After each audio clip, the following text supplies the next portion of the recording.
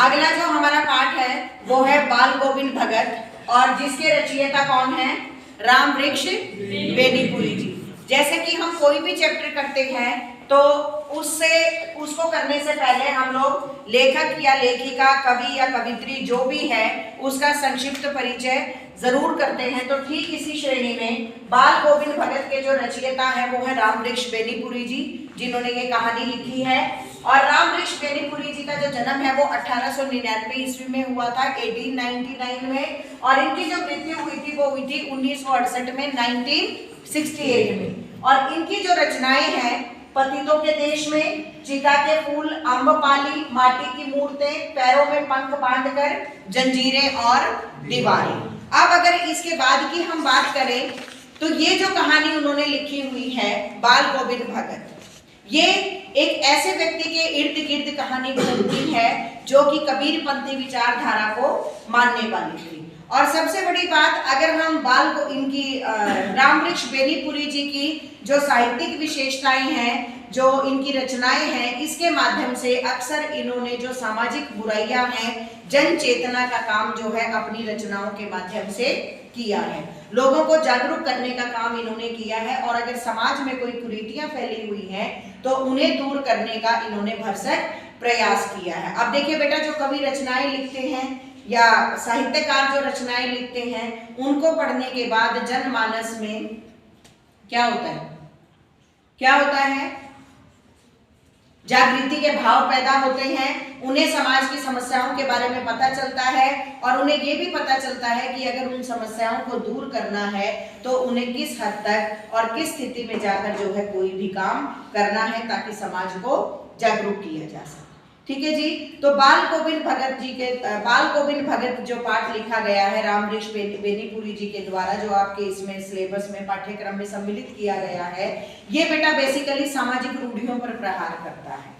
आपको बता दूं, बोर्ड के पॉइंट ऑफ व्यू से भी ये वाला प्रश्न बहुत इंपॉर्टेंट है कि इस पाठ में किन दो सामाजिक रूढ़ियों के ऊपर प्रहार किया गया है। ये जब हम पाठ पढ़ेंगे तो इसमें आप लोगों को पता चलेगा सामाजिक रूढ़ी क्या होती है, जो लोगों के द्वारा कुछ एक ऐसी परंपराएं चलाई जा रही होती हैं जिससे कि समाज के कुछ विशेष वर्ग, वो चाहे महिलाएं हों या कोई और वर्ग हो, तो उनको जो है बहुत तकलीफ से गुजरना पड़ता है। कुछ एक ऐसी परंपराएं चलाई गई होती हैं। जैसे अगर हम बात करें तो इसमें दो सामाजिक रूढ़ियों के बारे में बात की गई है। जब आपको मैं कहानी के बारे में बताऊंगी तो अपने आप पता चलेगा। नंबर 1, उन्होंने प्रहार किया विधवा का दोबारा विवाह, विधवा पुनर्विवाह पर, कि बाल गोविंद भगत के जब बेटे की मृत्यु हो जाती है तो जो बाल गोविंद भगत थे वो पुरानी रूढ़ियों के ऊपर कटाक्ष करते हैं, उनको नहीं मानने वाले थे और वो बहुत ही आसानी से खुश होकर अपनी पुत्र वधू के भाई को बुलाते हैं और उसे कहते हैं कि तुम्हारी बहन की जो है पूरी जिंदगी इसके सामने पड़ी है, तुम इसका दूसरा विवाह कर देना। जबकि ऐसी मान्यता नहीं थी हमारे समाज में। क्या था? अक्सर आपने अपने हिस्ट्री में भी पढ़ा होगा कि सती प्रथा का बड़ा प्रचलन था। अगर किसी महिला के पति का देहांत हो जाता था, किसी कारणवश उसकी मृत्यु हो जाती थी, राजिक बिल्कुल सीधा होकर बैठो भाई, ये हाथ हटा लो यहाँ से, कि अगर किसी की मृत्यु हो जाती थी तो उसके साथ ही उसकी चिता में उस महिला को भी जला दिया जाता था। तो ये सती प्रथा थी। अगर हम यहाँ पर जो उन्होंने दूसरी सामाजिक रूढ़ी पर प्रहार किया है, आज तक भी काफी हद तक ये रूढ़ियां बनी हुई हैं कि कभी भी महिलाओं को शमशान घाट में जाने की इजाजत नहीं होती है। जबकि बाल गोविंद भगत ने क्या किया था? बाल गोविंद भगत ने जब उसके पुत्र की मृत्यु हुई तो वो अपनी पुत्र वधू को शमशान घाट ले गए, क्योंकि उनका और तो कोई पुत्र था नहीं और वो अपने हाथों से भी दे सकते थे, लेकिन उसके बावजूद भी उन्होंने उसके जो पति, अपना जो बेटा था, उसको मुखाग्नि अपनी पुत्र वधू के हाथों से दिलवाई थी। तो देखो कितनी बड़ी ये सामाजिक रूढ़ी पर उन्होंने प्रहार किया है। ये चीजें तो बहुत ज्यादा मानी जाती थी, लेकिन उसके बावजूद भी इन्होंने इनके खिलाफ चले और कहा कि ऐसा जो है समाज को एक नई दिशा दी इन्होंने कि ऐसा महिला विशेष के साथ नहीं किया जाना चाहिए। ठीक है जी।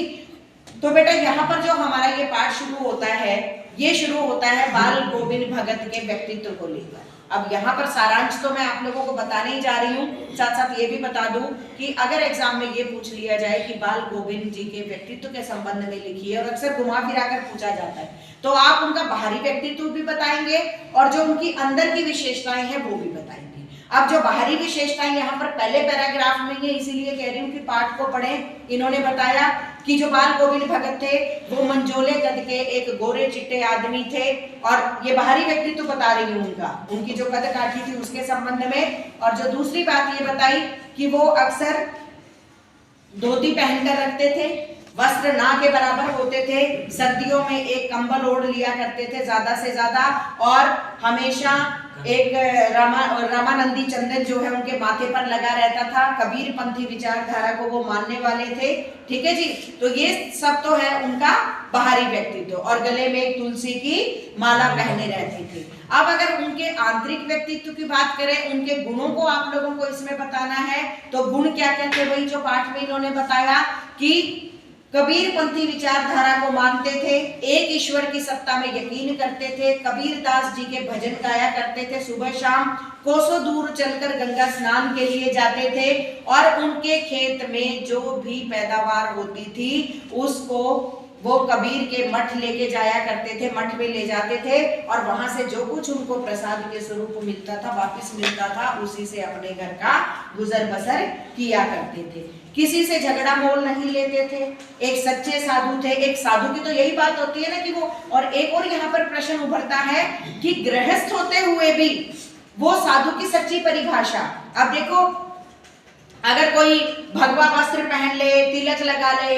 माला पहन ले, तो केवल उससे तो साधु नहीं बनता ना, आचार व्यवहार भी उसका साधुओं जैसा होना चाहिए। अब आप लोगों ने मानवीय करुणा की दिव्य चमक पाठ पढ़ा है आपके सिलेबस में, ये 10th में ही, जिसमें फादर बुल्के का जिक्र है कि वो बिल्कुल ठीक ठाक रहते थे, गृहस्थी नहीं बसाई थी, लेकिन उन्होंने भी सन्यासी से अलग परिभाषा दी थी। तो यहाँ पर जो बाल गोविंद भगत थे, ये गृहस्थ आश्रम था इनका, यानी कि इनका पुत्र भी था, पुत्र की पत्नी भी थी, एक परिवार था, लेकिन उसके बावजूद भी जो इनके क्रियाकलाप थे, जो इनके काम थे, वो बिल्कुल साधुओं की भांति थे। और इन्होंने ये कहा यहाँ पर जो बात की कि अक्सर क्या होता है भाई, हम सभी लोग गांव से, जमींदार परिवारों से संबंध रखते हैं कि अपने खेत में शौच के लिए ना जाकर कभी, आजकल तो खैर सबके घर में टॉयलेट्स बनी हुई है, लेकिन जो यहाँ पर बात है कि दूसरे के खेत में चले जाते हैं। लेकिन कहते बाल गोविंद भगत जो थे, एक तो किसी की चीज को भी बिना पूछे हाथ नहीं लगाते थे, और यहाँ तक कि वो शौच के लिए भी कभी दूसरे के खेत को इस्तेमाल नहीं किया करते थे। ठीक है जी, तो ये तो था इनका आंतरिक और बाह्य। फिर बेटा इस पाठ में बताया उनके स्वर की, उनके गायन की विशेषताओं को, कि बाल गोविंद भगत जो थे कबीर जी के सस्वर पद गाया करते थे, और जब कभी भी वो सुबह शाम गीत गाने लगते थे, भजन गाने लगते थे, तो चारों तरफ लोगों की जो भीड़ है वो जमा हो जाती थी। और खेत में जो उनके गायन की कि जब कभी भी वो भजन गुनगुनाने लगते थे तो धान रोपाई करने वालों की उंगलियां क्रम से चलने लगती थी, जो महिलाएं हैं वो मेंढ पर साथ ही साथ गुनगुनाने लगती थी, हलवाओं के भी पैर चलने लगते थे, और बच्चे भी जो है उनके गीतों से प्रभावित होकर उछल कूद करने लगते थे। तो ये तो उनके गायन की विशेषता है। आपके इसमें प्रश्न भी आएगा, तो जो चीज मैं आप लोगों को अभी बता रही हूँ प्लीज उसको बहुत ध्यान से सुन ले, क्योंकि सारे प्रश्नों के उत्तर इसी में है जो मैं बताती चल रही हूँ, पाठ के सार के अंदर ही। ठीक है जी, तो ये सारी चीजें उनका बाहरी व्यक्तित्व हुआ, उनका आंतरिक व्यक्तित्व हुआ, और उनके स्वर की विशेषताएं हुई। आगे बात आती है कि जिस सामाजिक रूढ़ी पर उन्होंने प्रहार किया। बाल गोविंद भगत जी का जो पुत्र था वो बीमार था, तो जिस वजह से वो समय से पहले ही क्या हुआ, परलोक सिधार गए। लेकिन आप ये देखिए बाल गोविंद भगत ने क्या किया, बाल गोविंद भगत ने अपने पुत्र की मृत्यु पर, ये भी एक सामाजिक रूढ़ी पर प्रहार था, तीसरे नंबर पर आप लिखना चाहें तो ये लिख सकते हैं, ठीक है, कि उन्होंने अपने पुत्र की मृत्यु पर रोना धोना न कहकर उन्होंने एक सफेद चादर बिछाई, उस पर अपने पुत्र को लिटाया और उसके सिरहाने पर एक दीपक जलाकर रख दिया, और कुछ तुलसी के पत्ते और फूल वहां पर बिखेर दिए, और वो वहां पर भजन गाते हुए झूमने लगे। जब उन्होंने और अपनी पुत्र वधू को भी रोने से मना किया कि तुम रो मत, ये तो खुशी मनाने का अवसर है। क्यों कहा? क्योंकि वो भगवान को मानते थे। हम कहते हैं ना आत्मा और परमात्मा एक ही चीज होती है, तो उन्होंने कहा कि ये रोने का अवसर नहीं है बल्कि खुशी मनाने का अवसर है, क्योंकि आत्मा अपने प्रेमी से जाकर मिल गई है। कौन प्रेमी? परमात्मा। आत्मा जो है परमात्मा से जाकर मिल गई है। ये तो जो माटी स्वरूप शरीर था ये यहाँ पर रह गया। ठीक है। अब हम और आप लोग क्या हैं?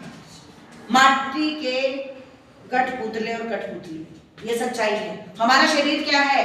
मिट्टी है। जब हम मर जाते हैं तो क्या किसी को आज तक पता चला है कि मरने के बाद क्या होता है?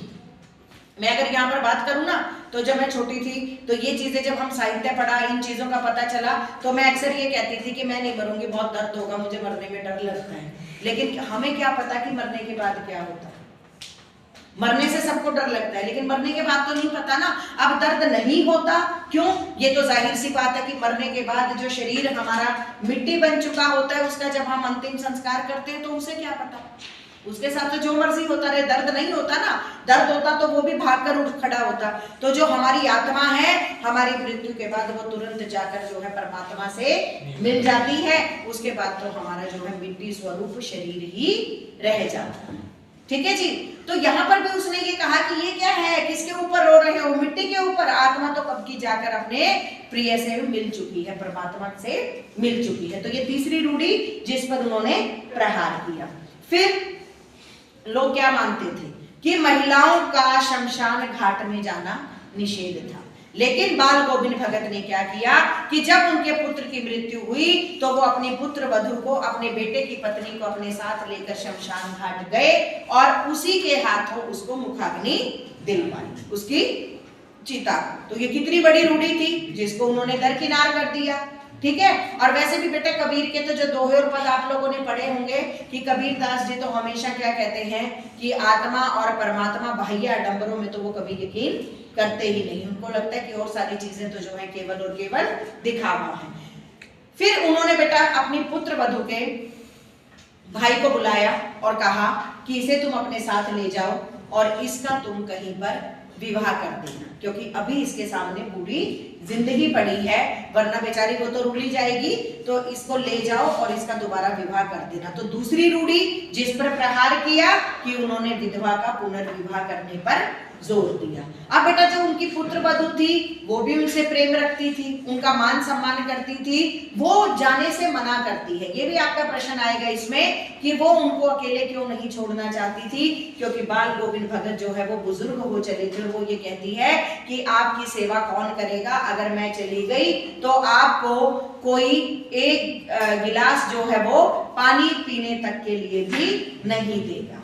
ठीक है। तो उन्होंने ये वाली बात की कि भाई आपकी सेवा करने के लिए जो है मैं यहाँ पर रहना चाहती हूँ। ठीक है बेटा। उसके बाद यहाँ पर जो वर्णन किया गया कि बाल गोविंद भगत की जो मृत्यु आई थी वो बिल्कुल उनकी इच्छा के अनुसार ही आई। उनकी पुत्र वधु तो चली गई थी, ठीक है, तो उनकी क्या थी, कमजोर हो गए थे, लेकिन कहते उन्होंने फिर भी अपना नियम नहीं छोड़ा था। वो प्रतिदिन कोसों दूर जाकर गंगा स्नान के लिए जाते, भजन गाते। तो यहाँ पर जो लेखक ने वर्णन किया कि एक दिन देखा तो उनके घर पर उनका पार्थिव शरीर पड़ा था। आए वो थक चुके थे, लेकिन अब कहते हैं ना बुजुर्ग होने के साथ साथ बहुत सारे नियम हमें तोड़ने पड़ते हैं अपनी सेहत के अनुसार। लेकिन बाल गोविंद भगत ने जो है वो ऐसा कभी भी नहीं किया था। और कैसे पता चला कि वो सुबह शाम उठते ही भजन गाते थे? जब लोगों ने देखा कि आज तो बहुत देर तक बाल गोविंद भगत जी के जो है भजन नहीं सुनाई दिए, लोगों ने जाकर देखा तो उनका केवल पंजर वहां पर पड़ा हुआ था। ठीक है जी। तो इस प्रकार बेटा वो कहते कि उनकी इच्छा अनुसार मृत्यु क्यों हुई, क्योंकि वो ऐसा ही चाहते थे कि अंत तक वो गंगा स्नान के लिए जाते रहे, भगवान का गुणगान करते रहे। ठीक है जी। यहाँ तक किसी को कोई संशय, कोई चीज ऐसी जो पाठ में समझ में ना आई हो? आ गई? चलिए अब प्रश्नों की बारी है। खेती बाड़ी से जुड़े, आवाज नहीं पीछे, अब मेरे प्रश्नों का उत्तर देना प्लीज। खेती बाड़ी से जुड़े गृहस्थ बाल गोविंद भगत अपनी किन चारित्रिक विशेषताओं के कारण साधु कहलाते थे? कौन बताएगा? बताओ पूजा। बाल गोविंद भगत खेती बाड़ी से जुड़े गृहस्थ थे, लेकिन उनकी चारित्रिक विशेषता के कारण वे साधु कहलाते थे। वे हमेशा अपने मस्तक पर रामानंदी चंद्र लगाए रहते थे। वे हमेशा अपनी कमर में लंगोटी बांधते थे। उसके साथ ही साथ वे कभी भी किसी से झूठ भी नहीं बोलते थे, सबके साथ खराब व्यवहार करते थे। जी बैठिए। अब देखिए बेटा, खेती बाड़ी से जुड़े हुए थे बाल गोविंद भगत, उनकी चारित्रिक विशेषताएं, जैसा कि मैंने कहा था कि बाहरी भी बताओगे और आंतरिक भी बताओगे। बाहरी विशेषताएं इन्होंने बताई कि केवल मात्र एक लंगोटी पहने रहते थे, माथे पर रामानंदी तिलक लगा रहता था, तुलसी की एक बेडोल माला पहने रहते थे, ठीक है जी, और सर्दियों में एक कंबल ओढ़ लिया करते थे। और फिर इन्होंने जो उनकी आंतरिक चारित्रिक विशेषताएं बताई वो कौन कौन सी, कि वो कभी झूठ नहीं बोलते थे, किसी से झगड़ा मोल नहीं लेते थे, किसी की चीज को बिना पूछे हाथ नहीं लगाते थे। ये पॉइंट्स आपको याद रखने हैं, ठीक है। और यहां तक कि इस चीज का भी वर्णन करेंगे कि किसी दूसरे के खेत में वो शौच तक के लिए भी नहीं जाती। Got it? आपकी बार आंसर बॉयज की तरफ से आना चाहिए। भगत की पुत्र वधू उन्हें अकेले क्यों नहीं छोड़ना चाहती थी? बताओ सचिन। भगत की पुत्र वधू उन्हें अकेला नहीं, उनके पुत्र के मरने के बाद उन्हें अकेला नहीं छोड़ना चाहती थी। वह उनकी सेवा करना चाहती थी, क्योंकि उन्हें पता था कि वह दूसरों की सेवा में अपना इच्छा नहीं रखते, वह थोड़े आलसी हैं। नहीं, आलसी नहीं है यहाँ, नहीं, फिर वही तो कह रही ना, इसके अनुसार मत जाओ, क्योंकि इसमें तो बहुत सारी चीजें गलत भी हो सकती हैं। बैठिए, पहले वाला एक दो लाइनें ठीक था, वो आलसी नहीं थे। अब मैं यहाँ पर बताऊंगी आप कैसे इसका प्रश्न का उत्तर दोगे अगर पूछ लिया जाता है कि वो उन्हें अकेला इसलिए नहीं छोड़ना चाहती थी क्योंकि बाल गोविंद भगत जो है वो बुजुर्ग हो चले थे, ठीक है। बुजुर्ग होंगे तो बेटा शरीर पे भी तो फर्क पड़ता है ना उस चीज का। बुजुर्ग हो चले थे और उसे ये लगता था कि अगर वो भी यहाँ से चली गई तो उनकी सेवा पानी कौन करेगा, उन्हें कोई गिलास पानी तक भी जो है नहीं देने वाला घर में होगा, क्योंकि उनके पुत्र की तो मृत्यु हो चुकी थी, इसलिए वो अकेला नहीं छोड़ना चाहती थी। बेटा आलसी तो थे ही नहीं वो बिल्कुल अंत तक भी कोसों गंगा स्नान तक जाते रहे थे, ठीक है ना। तो तभी इनके आधार पर मत चलो, जो मैं नोट्स लिखवा रही हूँ उसके आधार पर करो। भगत ने अपने बेटे की मृत्यु पर अपनी भावनाएं किस तरह व्यक्त की? बताओ आर्यन। बाल गोविंद भगत की बेटे की जब मृत्यु हुई तो उन्होंने एक सफेद चादर पर अपने बेटे की उसको शव को लिटा दिया और उनके सिरहाने पर एक दीपक जला दिया और तुलसी के पत्ते बिखेर दिए और आनंद में गाना गाने लगे। हाँ, बहुत बढ़िया। क्योंकि वो सोचते थे कि उनके पुत्र की आत्मा परमात्मा से मिल रही है। बिल्कुल, बहुत काफी हद तक सही बताया। बैठिए, लेकिन जब आप ये प्रश्न आपके सामने आ जाता है, प्लीज मेरी एक एक लाइन को ध्यान पूर्वक सुने, तो आप कैसे करोगे कि भगत ने क्या कहा जब उनके बेटे की मृत्यु हो गई थी तो उन्होंने कैसे भावनाएं व्यक्त की। एक सफेद चादर को बिछाया घर के बरामदे में, उस पर अपने बेटे के शव को लिटा दिया, उसके ऊपर जो है तुलसी के पत्ते बिखेर दिए, उसके सिरहाने पर एक दीपक जला दिया और कबीर के भजन गाकर झूमने लगे। और दूसरे लोग जो रो रहे थे उन्हें भी रोने के लिए मना किया और कहा कि यह रोने का समय नहीं है बल्कि उत्सव मनाने का समय है, क्योंकि आत्मा अपने प्रिय परमात्मा से जाकर मिल गई। आगे बात समझ में? ये इस तरीके का आपको उत्तर लिखना है, चाहे वो 2 नंबर का हो चाहे 3 नंबर का हो, पूरे अंक अगर आप इस तरीके से लिखते हैं तो आपके खरे हैं। उसके बाद है भगत के व्यक्तित्व और उनकी वेशभूषा का अपने शब्दों में चित्र प्रस्तुत कीजिए। अब मैं आपको बता देती हूँ बेटा, जो पहले वाला प्रश्न था खेती बाड़ी से जुड़े गृहस्थ बाल गोविंद भगत अपनी चारित्रिक विशेषताओं का, जो उनकी आंतरिक विशेषताएं थी, और यहाँ पर जो मैंने आपको बताया व्यक्तित्व, उनका जो आंतरिक व्यक्तित्व है और जो वेशभूषा है उसका वर्णन आपको करना है, जो आप अभी पहले ही कर चुके हैं। तो दोनों प्रश्नों का उत्तर जो है मिलता जुलता क्या, अगर हम एक ही समान कहें तो कोई बड़ी बात नहीं। अगला प्रश्न है, बाल गोविंद भगत की दिनचर्या लोगों के अचरज का कारण क्यों थी?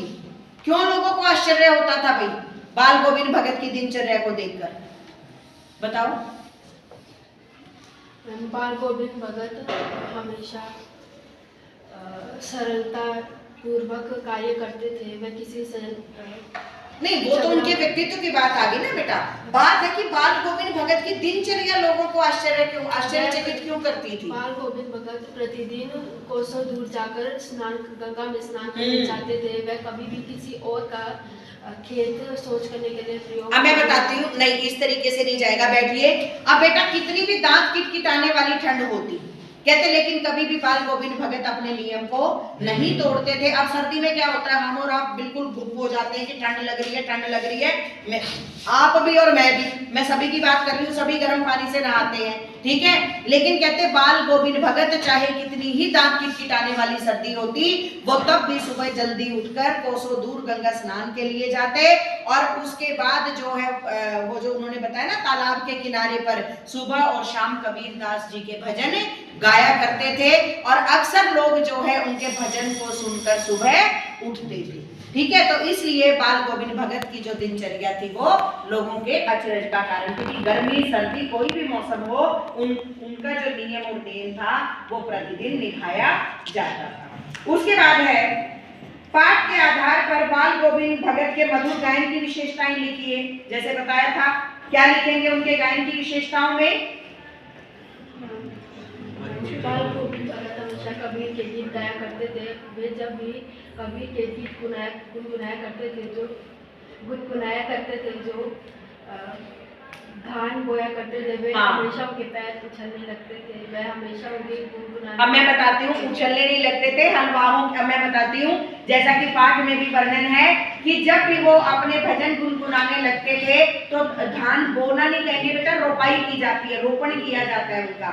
यस, कि धान की रोपाई करने वाले जो किसान थे उनकी उंगलियां एक अजीब क्रम में चलने लगती थी। हलवाओं के पैर जो है वो ताल के साथ उठने लगते थे, और मेड़ पर खड़ी महिलाएं भी उनके साथ गुनगुनाने लगती थी, और बच्चे भी जो है उनके भजन को सुनकर उछलने कूदने लगते, ठीक है। तो इस तरीके से, प्लीज बेटा आवाज नहीं, आप आंसर कीजिएगा नेक्स्ट क्वेश्चन का। तो इस तरीके से जो है उनके स्वर की, गायन की यहाँ पर विशेषताओं का वर्णन आप ऐसे करेंगे। उसके बाद है कुछ मार्मिक प्रसंगों के आधार पर यह दिखाई देता है कि बाल गोविंद भगत प्रचलित सामाजिक मान्यताओं को नहीं मानते थे। पाठ के आधार पर उन प्रसंगों का उल्लेख कीजिए। अब यहाँ पर एक इंपॉर्टेंट बात बता देती हूँ बेटा, दो वो मान्यताएं जिन्हें नहीं मानते थे, जिनका मैंने जिक्र किया, और इस प्रश्न को यूं भी पूछा जा सकता है कि किन सामाजिक रूढ़ियों पर प्रहार किया है, किन सामाजिक मान्यताओं के बारे में बताया। तो कौन सी दो मान्यताएं भाई, बोलो भाई। आप इसका इस प्रश्न का उत्तर ऐसे नहीं देंगे, वो बात आप मेरे को एग्जांपल ठीक दे रहे हो। पहले तो आप एग्जांपल बताओ, क्या बताना चाह रहे हो? उन्होंने सामाजिक रूढ़ियों पर प्रहार किया था कि वे महिलाओं को पहले उसमें नहीं जाने, शमशान में नहीं जाने देते थे, और मैं लेकिन अब आप इस प्रश्न का जब उत्तर देंगे तो साथ में क्या लिखेंगे कि महिलाओं का शमशान में ले जाना निषेध था, लेकिन जब उनके पुत्र की मृत्यु हुई तो बाल गोविंद भगत ने क्या किया?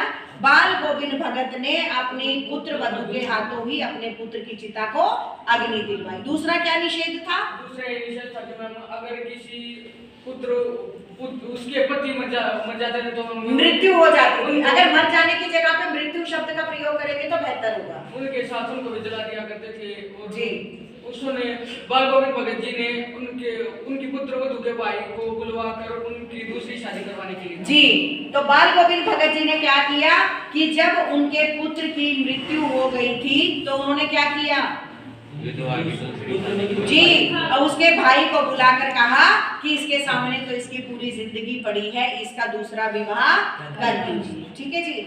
उसके बाद है धान की रोपाई के समय समूचे माहौल को भगत की स्वर लहरियां किस तरह चमत्कृत कर देती थी, उस माहौल का शब्द चित्र प्रस्तुत कीजिए। अब मैं आपको बताती हूँ जो उनके स्वर गायन की विशेषताएं थी और जो ये वाला प्रश्न है, दोनों का उत्तर बिल्कुल एक जैसा आप लोगों को लिखना है। वही कि उनकी उंगलियां अजीब क्रम में चलने लगती थी, हलवाओं के ताल के साथ पैर उठने लगते थे, बच्चे उछल कूद करने लगती थी, और मेड़ पर खड़ी महिलाएं जो है वो उनके साथ ही गुनगुनाने लगती थी। ये तो बारिश होती थी, उधर से मेंढक की टटर का स्वर और इधर से बाल गोविंद भगत जी के भजन का स्वर, इनके संगीत का स्वर, ठीक है जी। तो इस प्रकार ये दोनों प्रश्नों का उत्तर जो है वो बिल्कुल एक जैसा रहेगा। किसी को कोई संशय, कोई चीज ना समझ में आई हो?